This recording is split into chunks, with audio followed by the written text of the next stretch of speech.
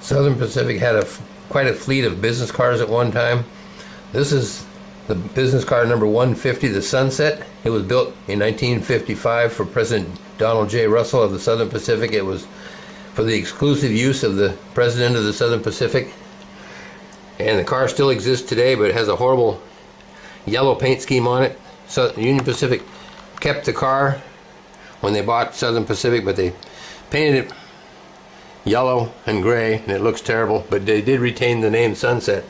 So anyhow, this is a model of the business car Sunset. I would like to find out the floor plan of the car and what colors it was painted inside so I can build an interior for the car. Right now you got to sit on the floor because there's no interior in the car.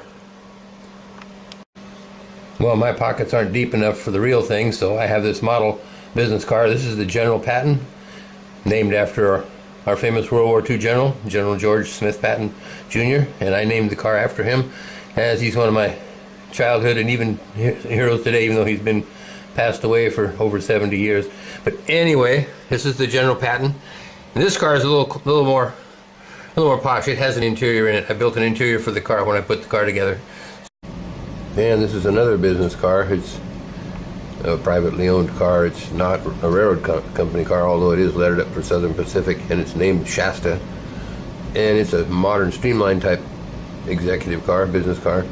And when I built this one, I put an interior in it as well. So you got some comfort in this one, where the Sunset, you still got to sit on the floor. I have to find out what the interior floor plan was and what color it was painted inside so I can build an interior in the Sunset. But anyway, this is another executive car, or business car.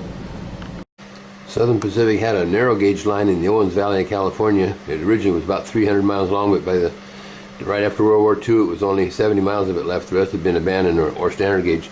Anyhow, they had a tourist train that they ran on there in the late 40s and early 50s, and it's kind of the inspiration for my tourist train.